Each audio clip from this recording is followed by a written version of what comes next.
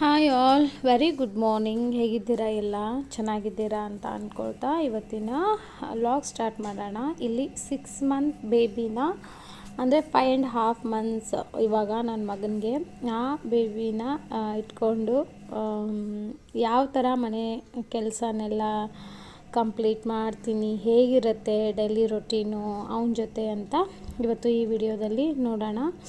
ಬೆಳಗ್ಗೆನೇ ಬ್ರೇಕ್ಫಾಸ್ಟ್ ಎಲ್ಲ ಮುಗೀತು ಆದಮೇಲೆ ಫುಲ್ಲು ಇಲ್ಲಿ ಏನು ಮಾಡ್ತಾಯಿದ್ದೀನಿ, ಕಸ ಗುಡಿಸ್ತಾ ಇದ್ದೀನಿ. ಎಲ್ಲ ಗುಡಿಸ್ಬಿಟ್ಟು ಒರೆಸೋಣ ಅಂತ ಹೇಳಿಬಿಟ್ಟು ಅವನು ಮಲಗಿದ್ದಾನೆ. ಬೆಳಗ್ಗೆ ಬೇಗ ಎದ್ದು ಬ್ರೇಕ್ಫಾಸ್ಟ್ ಎಲ್ಲ ಮಾಡಿಕೊಂಡು ಇವಾಗ ಅವನು ಸ್ವಲ್ಪ ಹೊತ್ತು ಮಲಗ್ತಾನೆ. ಜಾಸ್ತಿ ಹೊತ್ತು ಅವನು ನಿದ್ದೆ ಮಾಡಲ್ಲ, ಪದೇ ಪದೇ ಹೇಳ್ತಾ ಇರ್ತಾನೆ. ಅದ್ರ ಮಧ್ಯದಲ್ಲೇ ಅವ್ನು ಮಲಗಿರ್ತಾನೆ ಅಂತ ಹೇಳಿಬಿಟ್ಟು ನಾನು ಸುಮ್ಮನೆ ಕೂತ್ಕೊಂಡ್ರೆ ಆಗಲ್ಲ. ಅವ್ನು ಮಲಗಿದಾಗ ಎಷ್ಟಾಗತ್ತೆ ಕೆಲಸನ ಅಷ್ಟು ಮಾಡ್ಕೊಳ್ಳೋಕ್ಕೆ ನಾನು ಟ್ರೈ ಮಾಡ್ತೀನಿ. ಅದಕ್ಕೆ ಇವಾಗೆಲ್ಲನೂ ಎಲ್ಲ ಬೆಡ್ರೂಮ್ಸು, ಹಾಲ್ ಆಗಿರ್ಬೋದು, ಕಿಚನ್ ಆಗಿರ್ಬೋದು ಎಲ್ಲನೂ ಒಂದು ಟೈಮು ಬೇಗ ಬೇಗ ಕಸ ಗುಡಿಸ್ಕೊಂಡು ಬರ್ತೀನಿ. ಇಲ್ಲಿ ಏನು ಒಂದು ಪ್ರಾಬ್ಲಮ್ ಆಗಿದೆ ಅಂದರೆ ಹಾಲಲ್ಲಿ ಬೆಡ್ ಏನಕ್ಕಿದೆ ಅಂತ ಅಂದರೆ, ಇವಾಗ ಈ ಫಸ್ಟು ಒಂದು ಚಿಕ್ಕ ಮನೇಲಿ ಇದ್ವಲ್ಲ, ಅಲ್ಲಿ ಒಂದು ಕಾಟ್ ಇತ್ತು, ಅಲ್ಲಿನೇ ನಾನು ಶ್ರೇಯಾಂಕು ಮಲಗ್ತಾ ಇದ್ವಿ. ಮತ್ತು ಇವಾಗ ಎದು ಬಂದಮೇಲೆ ಅವನು ನಾನು ಮಲಗ್ತಾ ಇದ್ದೀವಿ. ಅದು ತುಂಬ ಚಿಕ್ಕ ಕಾಟ್, ಕ್ವೀನ್ ಸೈಜ್ ಇರೋದ್ರಿಂದ ಆಗಲ್ಲ ನಮಗೆ ಅಂತ ಹೇಳಿ ಅವನು ಕೆಳಗಡೆನೇ ಮಲಗ್ತಾನೆ. ಕೆಳಗಡೆ ಅಂದರೆ ಬೆಡ್ ಮೇಲೆ ಮಲಗ್ತಾನೆ ಅವನು. ಇವನು ಎದ್ದು ಬಿಟ್ಟ ನೋಡಿ ಮಧ್ಯದಲ್ಲಿ, ಅಂದರೆ ಅಳ್ತಾ ಇದ್ದ, ಅದಕ್ಕೆ ಹೋಗಿ ಮತ್ತೆ ಕರ್ಕೊಂಡು ಬಂದೆ. ಈ ಥರ ಮಧ್ಯದಲ್ಲಿ ಇವನು ಹೇಳ್ತಾ ಇರ್ತಾನೆ. ಸ್ವಲ್ಪ ನೋಡ್ಕೊಂಡಿರಬೇಕು, ಇಲ್ಲ ಅಂದರೆ ಅದು ಇದರಲ್ಲಿ ಹಾಕಿರ್ತೀನಲ್ಲ ಅಲ್ಲಿ ಬಿದ್ದೋಗ್ಬಿಡ್ತಾನೆ. ಅದಕ್ಕೋಸ್ಕರ ಮತ್ತೆ ಬೆಡ್ಡಲ್ಲಿ ಹಾಕಿ ಬಂದೆ ಅವನ್ನ. ಅದಕ್ಕೋಸ್ಕರನೇ ಶ್ರೇಯಾಂಕು ಇಲ್ಲಿ ಹಾಲಲ್ಲಿ ಬೆಡ್ ಹಾಕ್ಕೊಂಡು ಮಲಗಿರ್ತಾನೆ. ಪ್ಲ್ಯಾನ್ ಮಾಡ್ತಾಯಿದ್ದೀವಿ ಕಾಟ್ ಆ್ಯಂಡ್ ಫರ್ನಿಚರ್ಸ್ ತೊಗೊಳ್ಳೋಣ ಅಂತ ಹೇಳಿ, ಸ್ವಲ್ಪ ಚೆನ್ನಾಗಿರೋ ಬ್ರ್ಯಾಂಡೆಡ್ ತೊಗೊಳ್ಳೋಣ ಅಂತ. ಮ್ಯಾಟು, ಬೆಡ್ಡು ಎಲ್ಲನೂ ನೀಟಾಗಿ ಮೇಲ್ಗಡೆ ದಿವಾನ್ ಕಾಟ್ ಮೇಲಿಟ್ಟು ಇದನ್ನು ಕೂಡ ಕಸ ಗುಡಿಸ್ತಾ ಇದ್ದೀನಿ. ಯಾಕಂದರೆ ಇದು ಎವ್ರಿ ಡೇ ಟಾಸ್ಕಲ್ಲಿ ಎವ್ರಿ ಟೈಮು ಬೆಡ್ನ, ಮ್ಯಾಟ್ನ ಪದೇ ಪದೇ ಎತ್ತಿ ಮೇಲ್ಗಡೆ ಇಟ್ಟು ಕಸ ಗುಡಿಸ್ಕೊಂಡು ಒರೆಸ್ಕೊಳ್ಳೋದಂದರೆ ತುಂಬ ಒಂಥರ ಇದೇ ಒಂದು ಕೆಲಸ ಆಗಿಬಿಡುತ್ತೆ. ಬೇಗ ಆಗಲ್ಲ. ನಾವಷ್ಟೇ ಇದ್ದರೆ ಮಾಡ್ಕೋಬೋದು, ಬಟ್ ಮಗು ಇದೆಯಲ್ಲ, ಅವನು ಮಧ್ಯದಲ್ಲಿ ಪದೇ ಪದೇ ಹೇಳ್ತಾ ಇರ್ತಾನೆ. ಅದಕ್ಕೋಸ್ಕರ ಆ ದಿವಾನ್ ಕಾಟ್ ಕೂಡ ಸ್ವಲ್ಪ ವಿಂಡೋಯಿಂದ ಮುಂದೆ ಸರಿಸಿಟ್ಟಿದ್ದಾರೆ ಇವರು ರಕ್ಷಿತ್. ಅವ್ರಿಗೆ ಸ್ವಲ್ಪ ಡಸ್ಟ್ ಅಲರ್ಜಿ ಇರೋದ್ರಿಂದ ಅದು ಫುಲ್ಲು ಸರಿಸ್ಬಿಟ್ರೆ ನಾವು ಕಸ ಗುಡಿಸ್ಕೊಳ್ಳಲ್ಲ ಅಂತ ಹೇಳಿ ಸ್ವಲ್ಪ ಮುಂದೆನೇ ಅದನ್ನು ಜರುಗಿಸ್ಬಿಟ್ಟು ಇಟ್ಟಿದ್ದಾರೆ. ಹಾಗಿದ್ರೆ ಎಲ್ಲ ಕಸ ಗುಡಿಸ್ಕೊಂಡು ಒರೆಸ್ಕೊಳಕ್ಕಾಗತ್ತೆ ಅಂತ ಹೇಳಿ. ಯಾಕಂದರೆ ಡಸ್ಟ್ ಅಲರ್ಜಿ ಆದರೆ ಅವ್ರಿಗೆ ಸ್ವಲ್ಪ ಇದೆ, ಕಷ್ಟ ಆಗುತ್ತೆ ಅಂತ ಹೇಳಿ ಅದಕ್ಕೆ ಪಟ ಇಲ್ಲಿ ಅವನ್ನ ಆ ರೂಮಲ್ಲಿ ಹಾಕಿ ಬಂದಿದ್ದೀನಿ. ಇಲ್ಲಿ ಎಲ್ಲನೂ ಕಸ ಗುಡಿಸ್ಕೊತಾ ಇದ್ದೀನಿ. ಇಲ್ಲಿ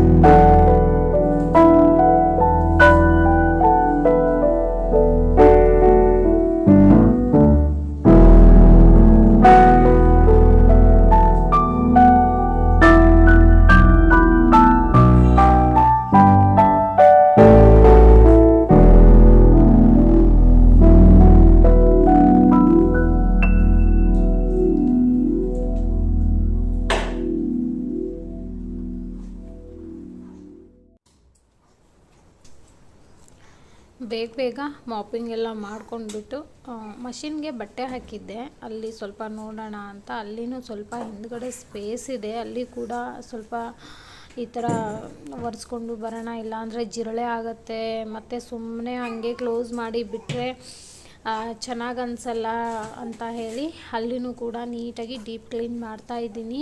ಎವ್ರಿ ಡೇ ಮಾಪಿಂಗ್ ಮಾಡಲ್ಲ, 2 days ಒನ್ಸ್ ಮಾತ್ರ ಮಾಪಿಂಗ್ ಮಾಡ್ತೀನಿ, ಯಾಕಂದರೆ ದಿನಾಲೂ ಮಾಡೋಕ್ಕೆ ಕಷ್ಟ ಆಗುತ್ತೆ ಅಂತ ಹೇಳಿ. ಇಲ್ಲಿ ಇವನ್ನ ಅದಕ್ಕೆ ಬೆಡ್ ಮೇಲೆ ಹಾಕಿದ್ದೀನಿ. ಇಲ್ಲಿ ಇದರಲ್ಲಿ ಹಾಕಿದ್ದೆ, ಅದು ಜೋಳಿಗೆನಲ್ಲಿ, ಅದರಲ್ಲಿ ಅಂತಂದರೆ ಅವನು ಅಷ್ಟು ಕಂಫರ್ಟಬಲ್ ಆಗಿರಲ್ಲ, ಬೇಗ ಎದ್ಬಿಡ್ತಾನೆ, ಒಂದು 10-20 ಮಿನಿಟ್ಸ್ ಮಾತ್ರ ಅವ್ನು ಮಲಗ್ತಾನೆ. ಅದಕ್ಕೆ ಅವನ್ನ ಬೆಡ್ ಮೇಲೆ ಹಾಕಿ ಹಂಗೆ ಫುಲ್ಲು ಗಲಾಟೆ ಮಾಡ್ತಾ ಇರ್ತಾನೆ. ಅಂದರೂ ಅವ್ನು ನೋಡಿಕೊಂಡು ಇಲ್ಲಿ ಕೆಲಸ ಮಾಡ್ತಾಯಿದ್ದೀನಿ ನಾನು. ಒಂದೊಂದು ಟೈಮ್ ಸುಮ್ಮನೆ ಇರ್ತಾನೆ, ಒಂದೊಂದು ಟೈಮು ಫುಲ್ಲು ಜೋರಾಗಿ ಅಳ್ತಾನೆ, ಎತ್ಕೊಂಡೇ ಇರಬೇಕು ಯಾವಾಗ್ಲೂ. ಅಂದ್ರೂ ಹೆಂಗೋ ಅವನ್ನ ಕರ್ಕೊಂಡು ಬೇಗ ಬೇಗ ಕೆಲಸಗಳನ್ನೆಲ್ಲ ಮುಗಿಸ್ಕೊಂಡ್ಬಿಡ್ತೀನಿ. ಈ ಥರ ಮನೇನ ಅಂದರೆ ಒರೆಸ್ಕೊಳ್ಳುವಾಗ, ಇದು ಫ್ಲೋರು ಮಾಪಿಂಗ್ ಮಾಡುವಾಗ ಮಾತ್ರ ಸ್ವಲ್ಪ ಜಾಸ್ತಿ ಕೆಲಸ ಅನಿಸುತ್ತೆ. ಅದನ್ನು ಬಿಟ್ಟರೆ ಸ್ವಲ್ಪ ಅಡುಗೆ, ಬ್ರೇಕ್ಫಾಸ್ಟು ಎಲ್ಲ ಬೆಳಗ್ಗೆನೇ ಬೇಗ ಮುಗಿಸ್ಕೊಂಡ್ಬಿಡ್ತೀನಿ. ಯಾಕಂದರೆ ಇವನಿದ್ದರೆ ಆಮೇಲೆ ಏನೂ ನನಗೆ ಮಾಡೋಕ್ಕೆ ಬಿಡಲ್ಲ ಅಂತ ಹೇಳಿ. ಹಾಲಲ್ಲಿ ಕೂಡ ನೀಟಾಗಿ ಕ್ಲೀನಾಗಿ ಇಲ್ಲಿ ಮಾಪ್ ಮಾಡೋಣ ಅಂತ ಹಾಲಲ್ಲಿ ಕೂಡ ಮಾಪಿಂಗ್ ಮಾಡ್ತಾಯಿದ್ದೀನಿ. ಫ್ಯಾನ್ ಹಾಕ್ಬಿಡ್ತೀನಿ, ಅಂದರೆ ಬೇಗ ಬೇಗ ಈ ಥರ ಒಣಗೋಗ್ಬಿಡತ್ತೆ. ಇಲ್ಲ ಅಂತಂದರೆ ನಾವು ಮತ್ತೆ ಫ್ಲೋರ್ ಮೇಲೆ ಕಾಲಿಟ್ಟರೆ ನಮ್ಮದೆಲ್ಲ ಫುಲ್ಲು ಫುಟ್ ಪ್ರಿಂಟ್ಸ್ ಎಲ್ಲ ಹಂಗೆ ಇರುತ್ತೆ, ಮತ್ತು ಕ್ಲೀನ್ ಮಾಡಿದರೂ ಮಾಡದೇ ಇರೋ ಥರನೇ ಕಾಣಿಸುತ್ತೆ. ಯಾಕಂದರೆ ಇಲ್ಲಿ ಬೇಗ ಮಾಡಿದರೆ ಫ್ಯಾನ್ ಹಾಕಿದರೆ ಇಲ್ಲ ಒಣಗೋದಾಗ ಒಂದು ಮ್ಯಾಟ್ ಹಾಕ್ಬಿಡ್ತೀನಿ. ಆ ಮ್ಯಾಟ್ ಏನಿದೆಯಲ್ಲ, ಆಲ್ಫಾಬೆಟ್ಸ್ ಮ್ಯಾಟು, ಅದನ್ನು ಹಾಕಿ ಅದ್ರ ಮೇಲೆ ಅವನ್ನ ಹಾಕಿಬಿಟ್ರೆ ಸುಮ್ಮನೆ ಆಡ್ಕೊಂಡಿರ್ತಾನೆ. ಮತ್ತು ನನಗೂ ಕೂಡ ಭಯ ಇರಲ್ಲ, ಮ್ಯಾಟಲ್ಲಿ ಹಾಕಿದರೆ ಅವ್ನು ಬೀಳಲ್ಲ, ಏನು ರೋಲ್ ಮಾಡಿದ್ರೂ ಅಲ್ಲೇ ಇರ್ತಾನೆ ಅಂತ ಹೇಳಿ ಸ್ವಲ್ಪ ಸೇಫಾಗಿರುತ್ತೆ ಅಂತ. ಅದಕ್ಕೆ ಬೇಗ ಹಾಲ್ನು ಒರೆಸ್ಕೊಂಡ್ಬಿಟ್ಟು ಇವಾಗ ನೆಕ್ಸ್ಟು ಫೈನಲ್ಲು ಮುಗಿತಾ ಇದೆ. ಇದು ಮುಗಿದ್ರೆ ಆಚೆ ಕಡೆನೂ ಸ್ವಲ್ಪ ಗುಡಿಸಿದ್ದೀನಿ, ಒರೆಸ್ಬಿಟ್ರೆ ಮುಗೀತು, ಬೇಗ ಬೇಗ ಆಗಿಬಿಡತ್ತೆ. ಇನ್ನೇನು ಮ್ಯಾಟ್ ಹಾಕಿದರೆ ಅವನ್ನ ಆಡ್ಕೊಂಡಿರ್ತಾನೆ. ಇಲ್ಲ ಅಂತಂದರೆ ರೂಮಲ್ಲಿದ್ದರೆ ನಾನು ಈ ಥರ ಅವ್ನ ಕಣ್ಣು ಮುಂದೆ ಇಲ್ಲ ಅಂತಂದರೆ ಫುಲ್ಲು ಗಲಾಟೆ ಮಾಡೋಕ್ಕೇ ಸ್ಟಾರ್ಟ್ ಮಾಡಿಬಿಡ್ತಾನೆ ಅವನು. ಅದಕ್ಕೋಸ್ಕರ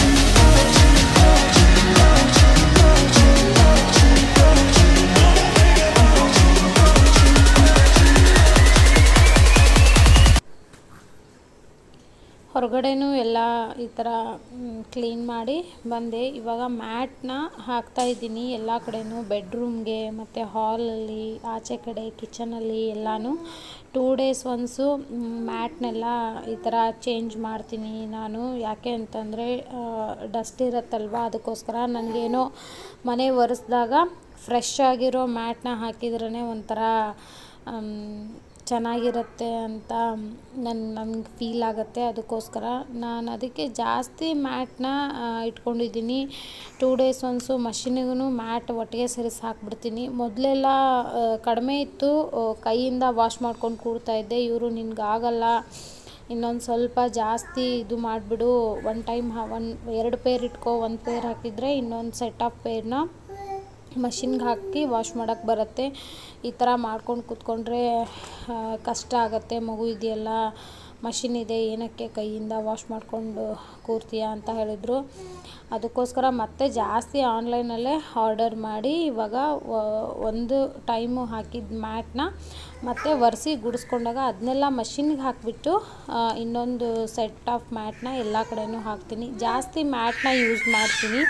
ಮನೆ ಎಷ್ಟು ದೊಡ್ಡದಿರುತ್ತೆ ಅಷ್ಟು ಮ್ಯಾಟ್ಗಳು ಬೇಕಾಗತ್ತೆ ಅಂತ ಅಂದ್ಕೊತೀನಿ ನಾನು. ನೋಡ್ಬೋದು ಇಲ್ಲಿ ಬಾತ್ರೂಮ್ ಹತ್ರ, ಸಿಂಕ್ ಹತ್ರ, ಕಿಚನ್ ಹತ್ರ, ಆ ಬೆಡ್ರೂಮಲ್ಲಿ 2, ಹಾಲಲ್ಲಿ 1, ಕಾಟ್ ಹತ್ರ ಒಂದೊಂದು, ಎಲ್ಲ ಕಡೆಯೂ ಮ್ಯಾಟ್ನ ಸ್ವಲ್ಪ ಜಾಸ್ತಿ ಯೂಸ್ ಮಾಡಿದರೆ ಹೈಜೆನಿಕ್ಕಾಗಿ ಇರುತ್ತೆ ಅಂತ ಹೇಳಿ.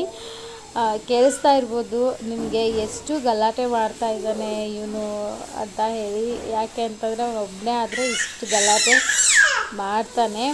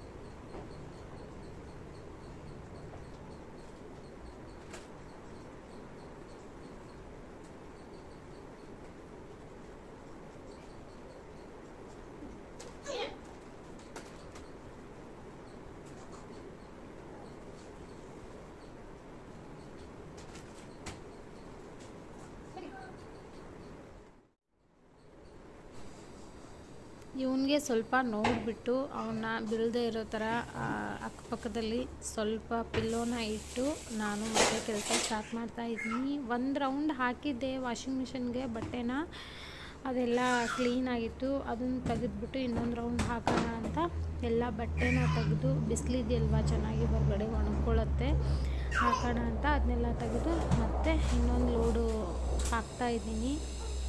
ಯಾಕೆ ಅಂತಂದರೆ ಸ್ವಲ್ಪ ಒಂದೊಂದು ಟೈಮ್ ಮಗು ಇರುತ್ತಲ್ವ, ಒಂದೊಂದು ಟೈಮು ಬಟ್ಟೆ ಹಾಕೋಕ್ಕೆ ನೆನಪಾಗಲ್ಲ, ಒಂದೊಂದು ಟೈಮ್ ಜಾಸ್ತಿ ಇರುತ್ತೆ. ಇಲ್ಲ ಅಂತಂದರೆ ಕ್ಲೈಮೇಟ್ ಚೆನ್ನಾಗಿಲ್ಲ ಅಂತಂದರೆ ಬಟ್ಟೆನೂ ಹಾಕಲ್ಲ ಮತ್ತು ಒಣಗಲ್ಲ ಅಂತ ಹೇಳಿ ಅದಕ್ಕೋಸ್ಕರ ಇಲ್ಲಿ ಬಟ್ಟೆನೂ ಹಾಕ್ತಾಯಿದ್ದೀನಿ. ಆಮೇಲೆ ಮ್ಯಾಟ್ನೂ 1 ರೌಂಡ್ ಹಾಕೊಳ್ಳೋಣ ಅಂತ ಹೇಳಿ ಸ್ವಲ್ಪ ಲಿಕ್ವಿಡ್ಡು ಅಲ್ಲಿ ಮನೆ ಒರೆಸುವಾಗೂ ಸ್ವಲ್ಪ ಲಿಕ್ವಿಡ್ ಹಾಕಿರ್ತೀನಿ. ಈ ಕಾಲರೆಲ್ಲ ಸ್ವಲ್ಪ ಜಾಸ್ತಿ ಕೊಳೆ ಆಗಿರುತ್ತಲ್ಲ, ಅದ್ರ ಮೇಲೆ ಸ್ವಲ್ಪ ಲಿಕ್ವಿಡ್ ಹಾಕಿದರೆ ಬೇಗ ಸ್ವಲ್ಪ ಕ್ಲೀನಾಗಿ ಆಗತ್ತೆ ಅಂತ ಈ ಶರ್ಟ್ಗೆ ಮತ್ತು ಟೀ ಶರ್ಟ್ಗೆಲ್ಲ ಕಾಲರ್ ಹತ್ರ ಜಾಸ್ತಿ ಕೊಳೆ ಆಗಿದ್ದ ಹತ್ರ ಸ್ವಲ್ಪ ಲಿಕ್ವಿಡ್ನ ಸೇರಿಸ್ಬಿಟ್ಟೆ ಮಷಿನ್ ಒಳಗಡೆನೂ ಹಾಕ್ತೀನಿ.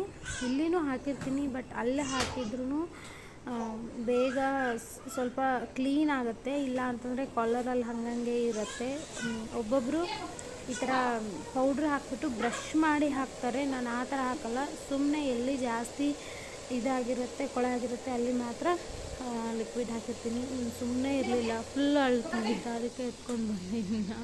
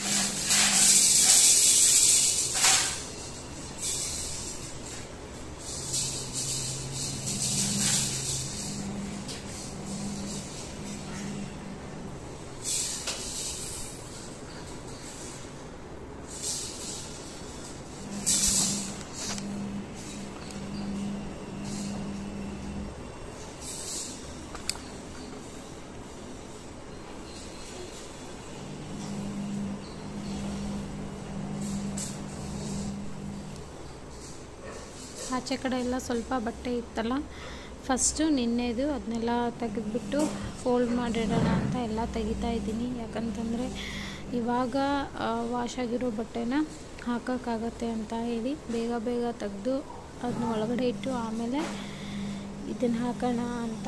ಜಾಸ್ತಿ ಬಟ್ಟೆಗಳಿರುತ್ತೆ. ಇವಾಗ ಇವನಿಗೆ ತಲೆ ಸ್ನಾನ ಇರುತ್ತಲ್ವ ಎವ್ರಿಡೇ, ಅದಕ್ಕೋಸ್ಕರ ಅವನಿಗೆ ವೈಟ್ ಕಲರ್ ಬಟ್ಟೆ, ಈ ಥರ ಲಂಗೋಟ್ಸು, ಅದು ಇದು ಇವನ ಬಟ್ಟೆನೇ ಸ್ವಲ್ಪ ಜಾಸ್ತಿ.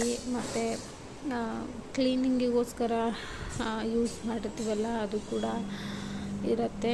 ಅದಕ್ಕೆ ಎಲ್ಲನೂ ತೆಗೆದುಬಿಟ್ಟು ಇವಾಗ ಬಟ್ಟೆನ ಡ್ರೈ ಮಾಡೋಕ್ಕೆ ಹಾಕೋಣ ಅಂತ ಇವನಿಲ್ಲೇ ಹಾಕ್ಕೊಂಡು ಮಾಡ್ತಾಯಿದ್ದೀನಿ ಕೆಲಸನ.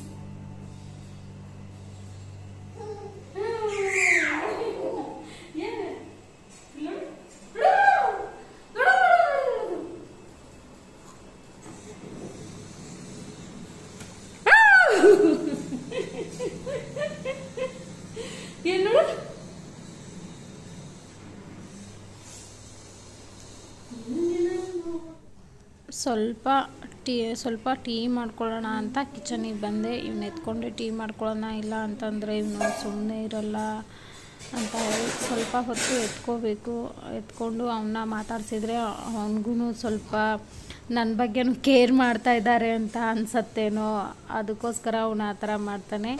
ಈ ಥರ ಎತ್ಕೊಂಡ್ರೆ ಸುಮ್ಮನೆ ಇರ್ತಾನೆ, ಇಲ್ಲ ಅಂತ ಅಂದರೆ ಫುಲ್ಲು ಒಂಥರ ಹಠ ಮಾಡ್ತಾ ಇರ್ತಾನೆ. ಅದಕ್ಕೆ ಸ್ವಲ್ಪ ಇಷ್ಟೊತ್ತರೆಗೂ ಕೆಲಸ ಮಾಡಿದ್ನಲ್ಲ, ಸ್ವಲ್ಪ ಟೀ ಕುಡಿಯೋಣ ಫ್ರೆಶ್ ಆಗುತ್ತೆ ಅಂತ ಹೇಳಿಬಿಟ್ಟು ಟೀ ಮಾಡ್ಕೊಳ್ಳೋಕ್ಕಂತ ಕಿಚನಿಗೆ ಬಂದೆ. ಅವನು ಹಿಡ್ಕೊಂಡೆ ಟೀ ಮಾಡ್ತಾಯಿದ್ದೀನಿ, ಇಲ್ಲ ಅಂತ ಅಂದರೆ ಅವನು ಬಿಡಲ್ಲ. ಅದಕ್ಕೋಸ್ಕರ ಇದು ಇವತ್ತಿನ ರೊಟೀನ್ ಆಗಿರುತ್ತೆ. ಯಾಕೆ ಈ ವಿಡಿಯೋ ಎಲ್ಲ ಅಮ್ಮಂದಿರಿಗೋಸ್ಕರ ಈ ವಿಡಿಯೋ ಅಂತ ಹೇಳ್ತೀನಿ. ಇಷ್ಟು ಚಿಕ್ಕ ಮಗುನ ಇಟ್ಕೊಂಡು ಮನೆ ಕೆಲಸನೆಲ್ಲ ಹೇಗೆ ಮಾಡ್ಕೊಳ್ಳೋದು, ಬ್ರೇಕ್ಫಾಸ್ಟು, ಲಂಚು, ಡಿನ್ನರು ಹೆಂಗೆ ಮಾಡ್ಕೊಳಕ್ಕಾಗತ್ತೆ ಅದರಲ್ಲೂ ಒಬ್ಬರೇ ಈ ಥರ ಮನೇಲಿ ಇದ್ದರೆ ಮಾಡ್ಕೊಳ್ಳೋದು ಎಷ್ಟು ಕಷ್ಟ ಅಂತ ತೋರಿಸ್ಕೊಡೋದಕ್ಕೆ ಮಾತ್ರ ಇದನ್ನು ವಿಡಿಯೋ ಮಾಡಿರೋದು. ಇವತ್ತಿನ ವಿಡಿಯೋ ನಿಮಗೆ ಲೈಕ್ ಆದರೆ ಲೈಕ್ ಮಾಡಿ ಮತ್ತು ಶೇರ್ ಮಾಡಿ, ಸಬ್ಸ್ಕ್ರೈಬ್ ಮಾಡೋದನ್ನು ಮಾತ್ರ ಮರಿಬೇಡಿ. ಇವತ್ತಿನ ನಮ್ಮ ಬ್ರೇಕ್ಫಾಸ್ಟ್ ಇದಾಗಿರುತ್ತೆ, ಚಟ್ನಿ ಮತ್ತು ಸಾಂಬಾರು ಮತ್ತು ಇಡ್ಲಿ. ಮತ್ತು ನಾನು ನೆಕ್ಸ್ಟ್ ವಿಡಿಯೋದಲ್ಲಿ ನಿಮಗೆ ಸಿಗ್ತೀನಿ. ಅಲ್ಲಿವರೆಗೂ take care, bye bye. Thanks for watching my video.